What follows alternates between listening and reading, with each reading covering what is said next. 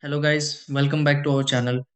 If you want to connect three monitors to an HP docking station for work, gaming, editing, or simply having more screen space, the setup may seem a little confusing in the beginning. Sometimes people connect one or two displays and wonder why the third monitor still stays blank, while others are unsure which ports should be used first.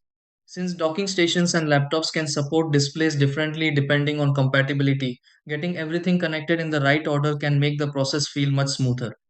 The best part is that once the setup is complete, using three monitors through an HP docking station can become super convenient for everyday tasks. Let's walk through an easy way to connect three monitors to an HP docking station. Try these. Step 1.